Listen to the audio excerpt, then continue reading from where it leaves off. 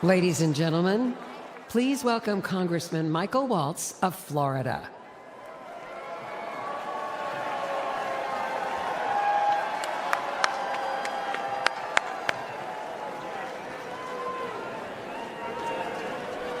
I am so honored.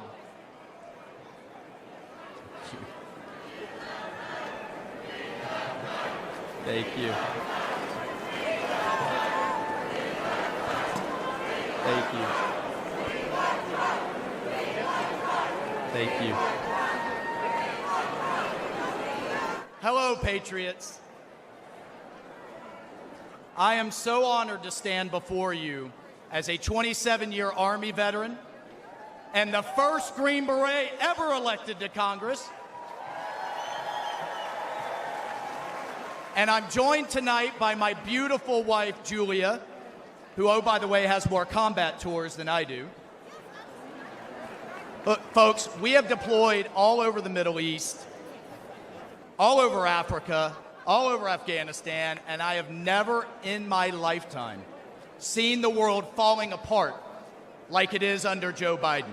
And that's because under President Trump, we had a president who defeated ISIS, broke Iran, stood with Israel, always stood with our allies, made China pay. You didn't see any spy balloons under President Trump, did you? He deterred Russia. You know what he told Putin? You try anything, and I'll take the tops off the Kremlin. And he didn't dare, did he? He did under Obama, he did under Biden, but not under Donald J. Trump. He defused North Korea. And importantly, he got our hostages home and didn't pay billions of dollars to get our Americans back. And here's my favorite part about Donald Trump, the commander-in-chief. He sat across the table from the bureaucrats and the generals and said, if you don't give our troops what they need, you know what he told the generals? You're fired. You're out of here. We're cleaning house. Everything takes too long, costs twice as much, and delivers half of what our troops need. And what do we have today? What do we have today with President Biden? What's he focused on? He's focused on pronouns. He's focused on renaming bases. He's focused on DEI. And here's my favorite. He's focused on building electric tanks. Has anybody seen any charging stations in the Middle East for the Biden's electric tanks?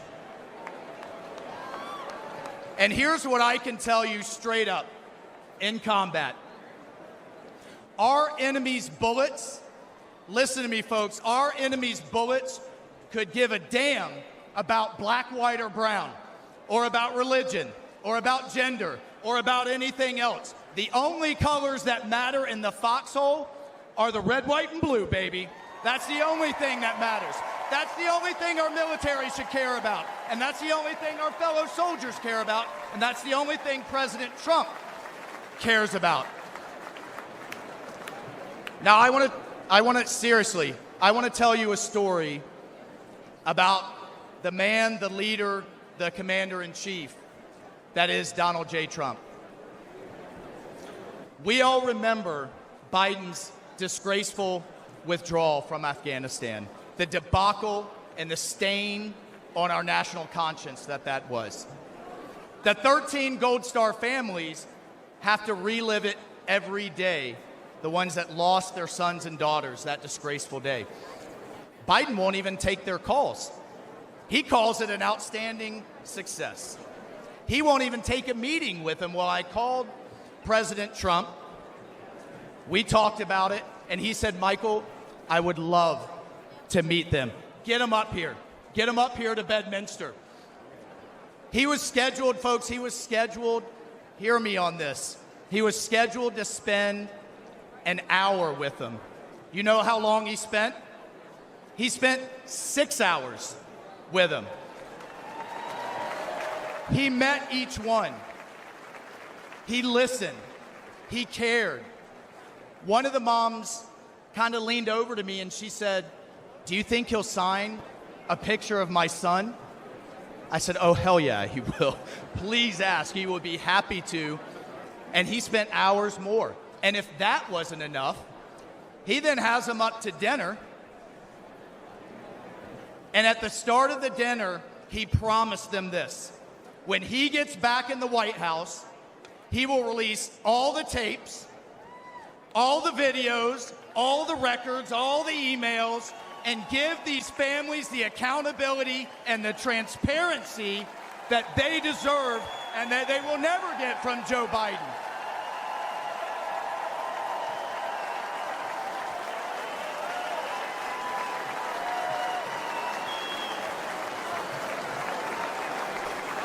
And then God bless this man. This is why I love this man so much. He had them laughing. He had these moms that have been through so much crying. He had them, I love this, we saw DJ Trump in action playing Sinatra, playing Phantom of the Opera. He had these moms dancing with their husbands. Two of them came up to me afterwards and said, this was the best thing that had happened to them since they had lost their sons. That night with President Trump. Mr. President,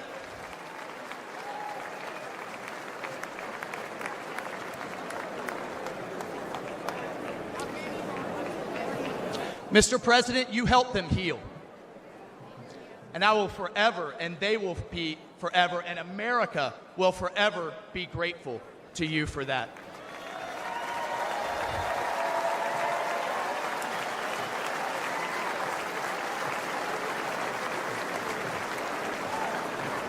Patriots, that's the Donald Trump that I've come to know. That's the Donald Trump and the commander-in-chief we all know. That's the Donald Trump the media never wants you to see. That is the Donald Trump we must have as commander-in-chief back in the White House this November. We need it, the country needs it, the world needs it, because we will once again have peace through America's strength. God bless you. I salute you. Let's go fight, fight, fight, and let's win.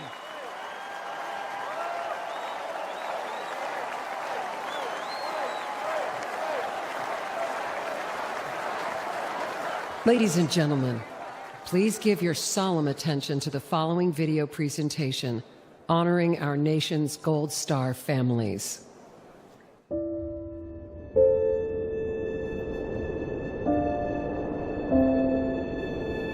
I'm Jim McCollum. I'm the father of Marine Lance Corporal Riley James McCollum, and I'm here to speak for him.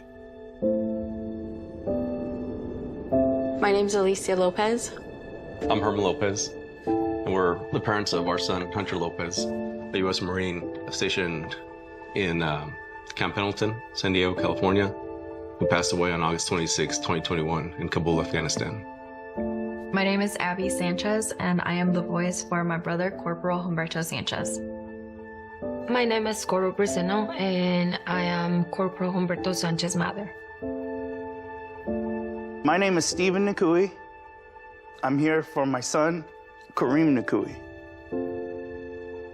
I'm here today to give my son a voice. My name is Cheryl Jules. I am Sergeant Nicole G's aunt.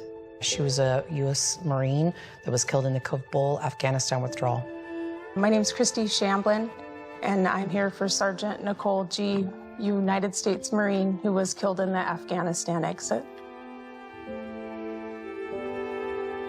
My name is Kelly Barnett. I'm here to give a voice to my son, my best friend, Staff Sergeant Taylor Hoover. And my name's Darren Hoover, and I'm here to give voice as well for our son, Staff Sergeant Taylor Hoover. When we started hearing that the Taliban was moving in, that there wasn't more military being deployed, and that they had decided that the Taliban was our security, that was when I became terrified. They were just kind of left there, hung out to dry. Breaking news for you from Afghanistan. where there are significant casualties, including some Americans from a I was at suicide work attack outside the country. and heard about it. Instantly had that just chill go through me, and I started sending messages. I'm talking to people. I'm calling his girlfriend. I'm saying, well, have you heard from him? I'm calling his sisters. Have you heard from him? You know, we're texting. We're saying, please, just send us a text. Just whatever. Just let us know that you're okay. When all the explosions went off, I had messaged her and I said, hey, you know, I know you can't say anything, but, you know, just an emoji. Just a bubble.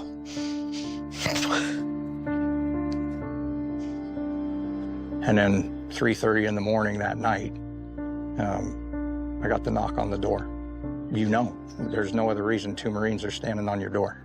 Right away, they told you, we have news about your son, and he just passed away. I just start screaming. I throw myself on the floor. I pull up the street and I see a white van. And once I saw them, I knew.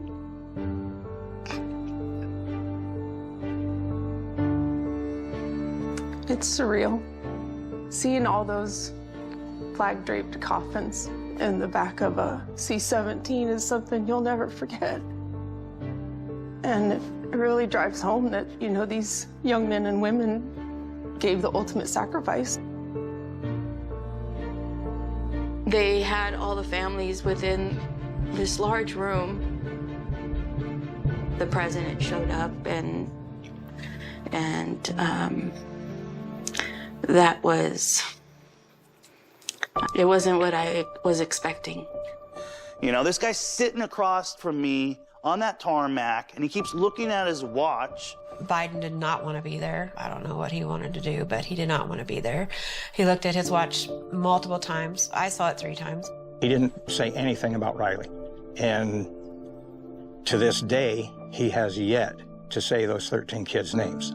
And that makes me so upset because those kids were serving their country. Those kids, they were giving their life for this country. And I always said they were thinking that their commander-in-chief was gonna have their back because they were fighting for this country, and that didn't happen. The administration, the White House, our president has never once mentioned their names, not one of them. Honestly, I don't feel like Joe Biden cared. He just had no empathy for us at all. I do think incompetence played a huge factor in what happened. Bad decision, bad leadership, and it all starts at the top. Joe Biden should not be leading this country. There was no point in making that hard deadline August 31st. It was 100% a political stunt. He let my son down. He let the 13 down. He let the 45 wounded down. He let those 174 civilians down. He let our country down. And then what it hurts the most is that they could be here.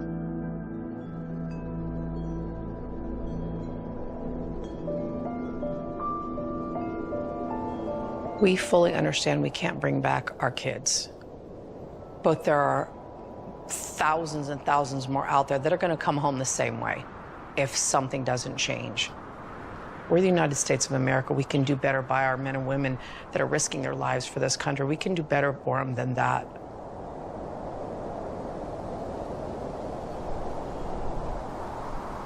To this day, Joe Biden and Kamala Harris have never mentioned these fallen soldiers' names. President Trump will never forget them.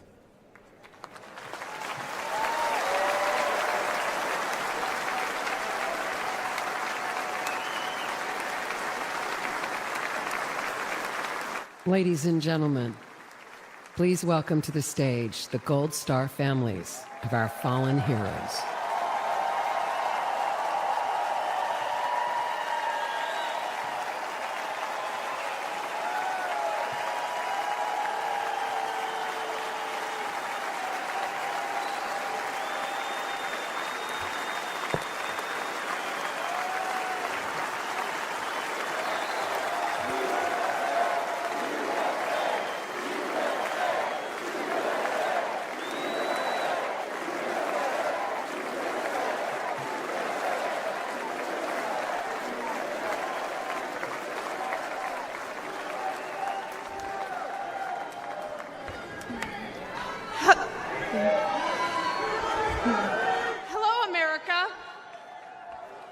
Christy Shamblin. My daughter-in-law, Sergeant Nicole Leanne G.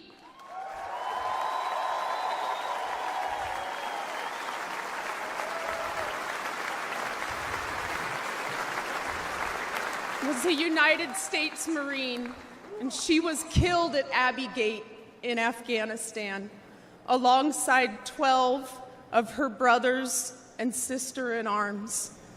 While Joe Biden has refused to recognize their sacrifice, Donald Trump spent 6 hours in Bedminster with us.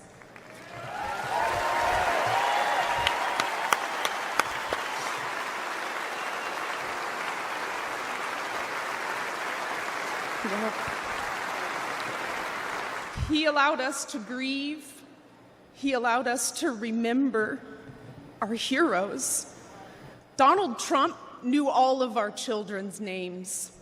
He knew their stories, and he spoke to us in a way that made us feel understood, like he knew our kids.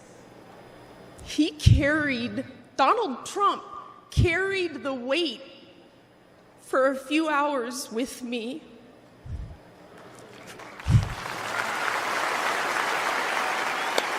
Yeah.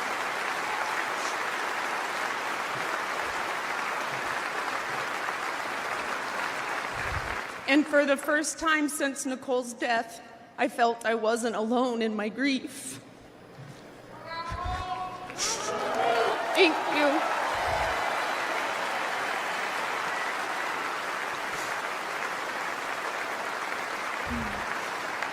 I had expected to meet an arrogant politician. Instead, I met a man who had empathy for us. He was compassionate, and he spent time with us because he knew it would make us feel better. Thank you, President Trump.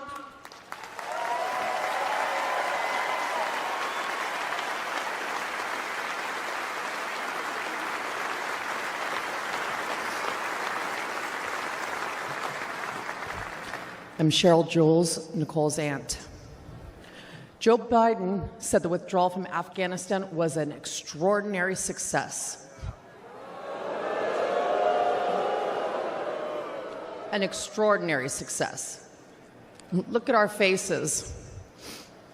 Look at our pain and our heartbreak. And look at our rage. That was not an extraordinary success. The humiliation of our nation was not an extraordinary success.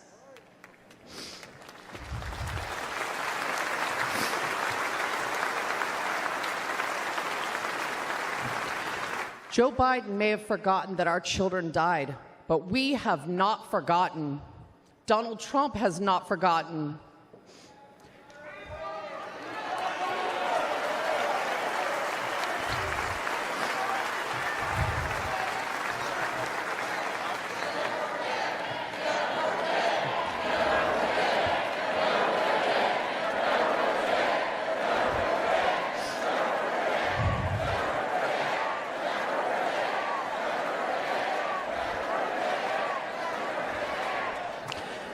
Joe Biden owes the men and women that served in Afghanistan a debt of gratitude and an apology.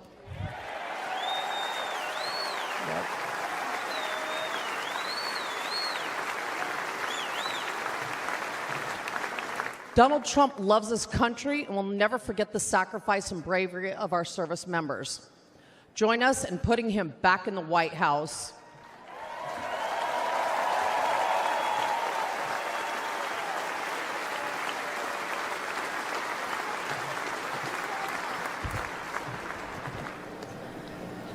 I'm Alicia Lopez, and this is my husband, Herman.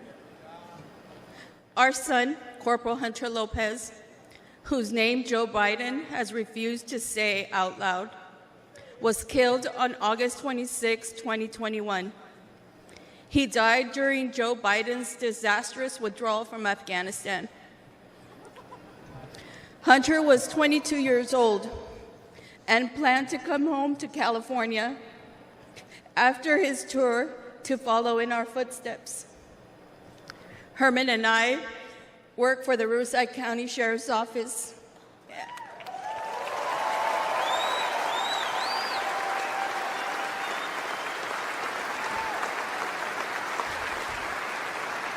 And our family has a tradition of service in law enforcement.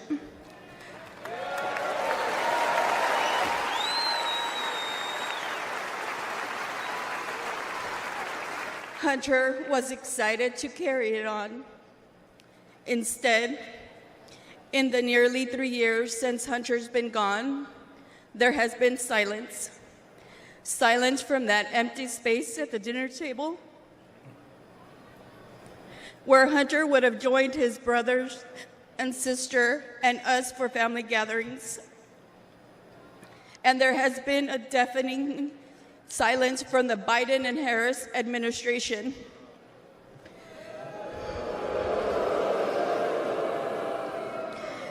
Despite our pleas for answers and accountability, they have pushed us away and tried to silence us. The Biden administration has not owned up to the bad decisions. They have not been transparent about their failures. And their so-called leaders work to protect themselves rather than our sons and daughters who took the oath to defend our country.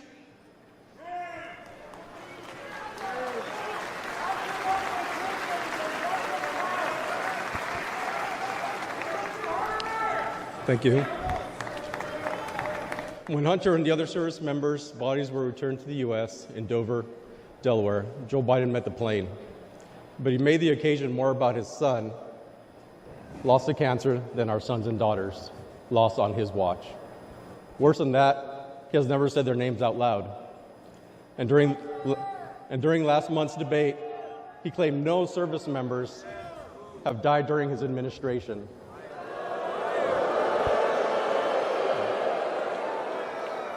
None. That hurt us all deeply. So Alicia and I are here to say the names of all 13 service members who lost their lives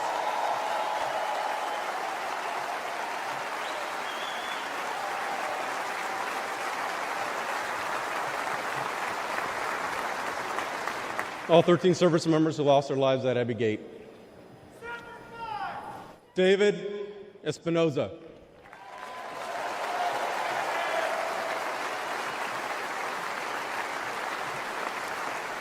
Nicole G.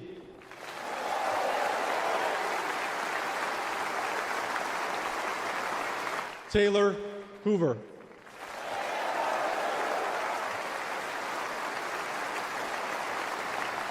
Ryan C. Knaus.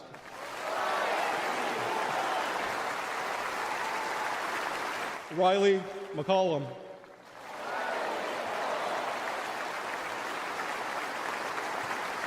Dylan Marola.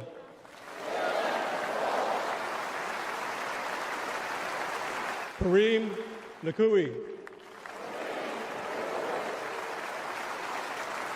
Dagan Page.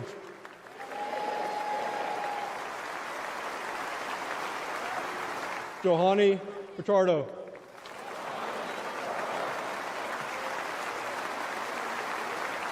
Humberto Sanchez.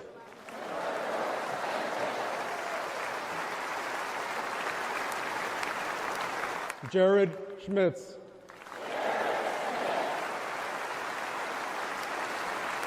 Maxton Sobiak. And my son, Hunter Lopez.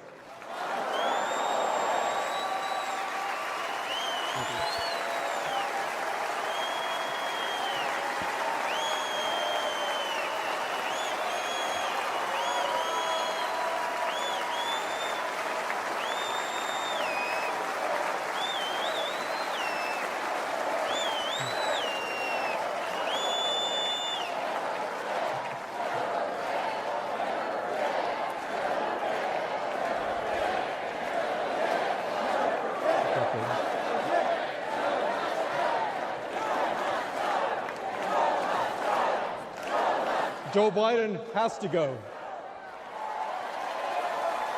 He failed the American people. He failed the Afghan people and our military service members. He failed our family, and he failed Hunter.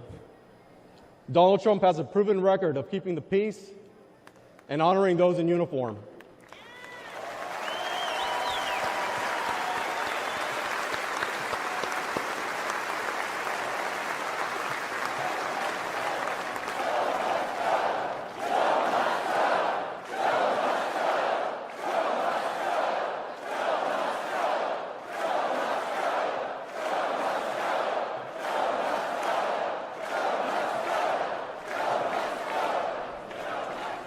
All of us on this stage recognize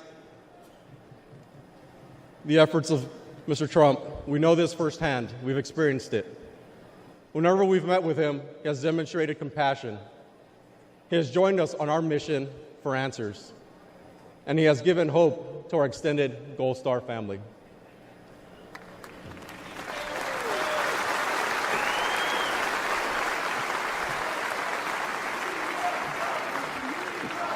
Now, we have another son serving in the Army.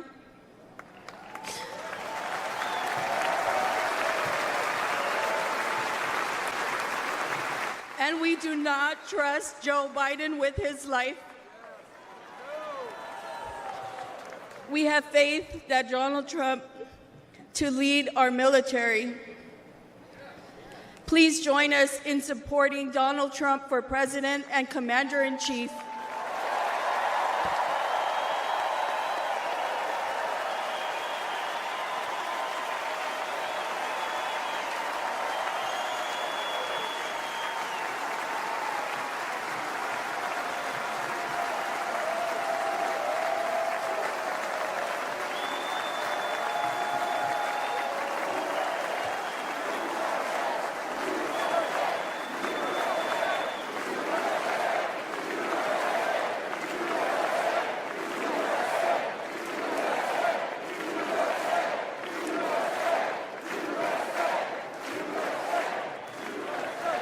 We are gathered here on freedom's altar, on these shores, on these bluffs, on this day 75 years ago.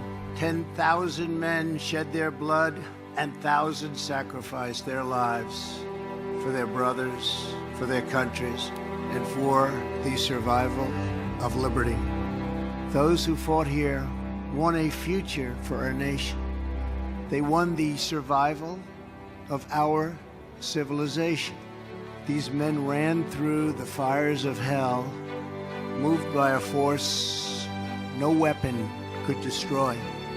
The fierce patriotism of a free, proud, and sovereign people. And they showed us the way to love, cherish, and defend our way of life for many centuries to come. And our children and their children will forever and always be free.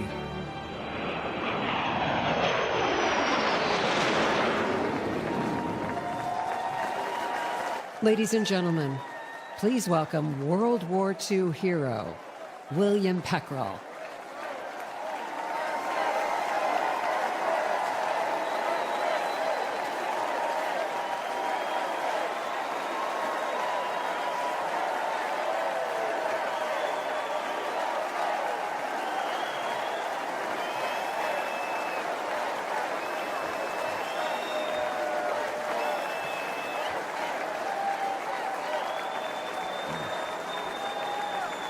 Thank you very much.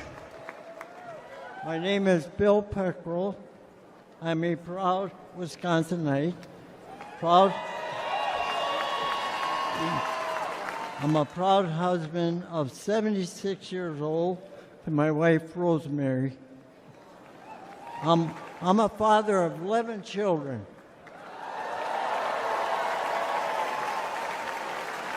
6 girls, 5 boys.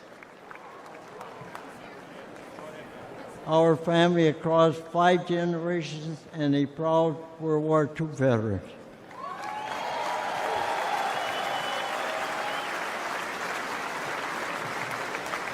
I'm 98 years old.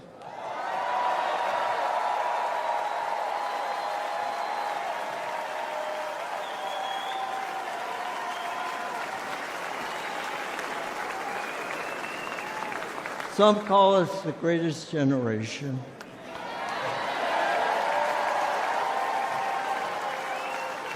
That's an honor, considering America is the greatest nation in the history of the world.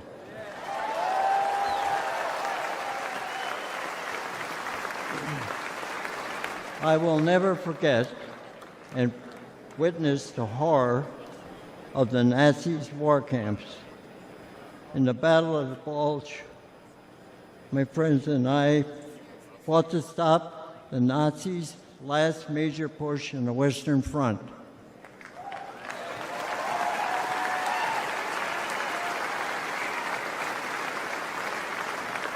A few months later, Hitler was dead. The Nazis were defeated.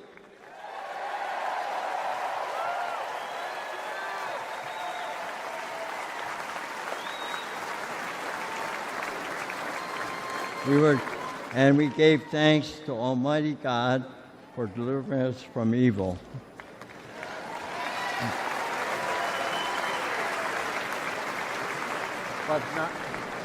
But not many of us came home.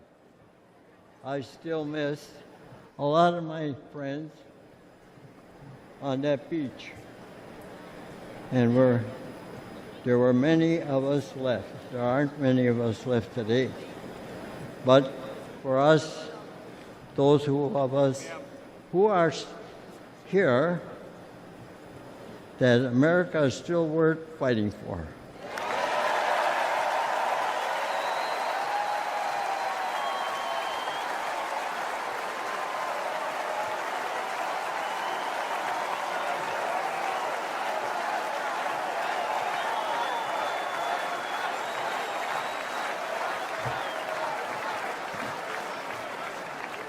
It hurts my heart to see what our current president and vice president have done to the country I love so well. They humiliated us in Afghanistan. We pushed around in China. Terrorists run wild in the Middle East. And they let our own southern border get overrun.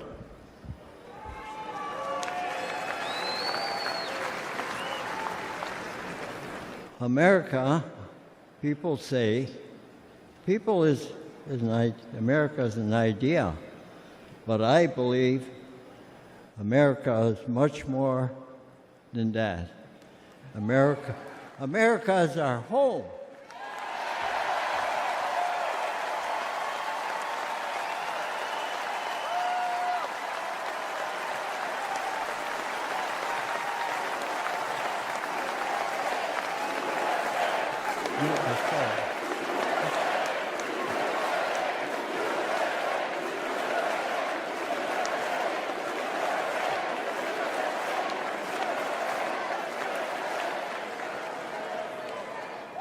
You know, when I was fighting in Europe and I came back home, I kissed the ground, thanking God that I'm back home in my country.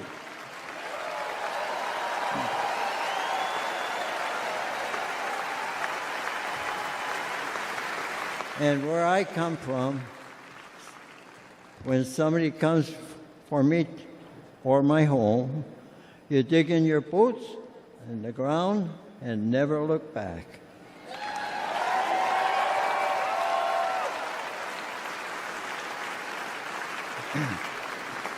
That's the attitude that saved the free world, and those years ago. And President Trump, back in Commander-in-Chief, I would go back to re-enlist today.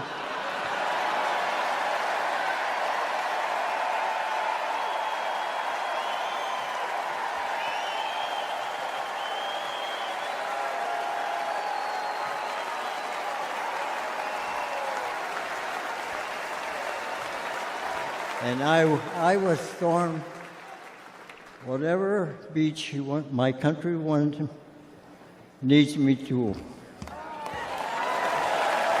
fight again. God bless you. God bless our home and the United States of America.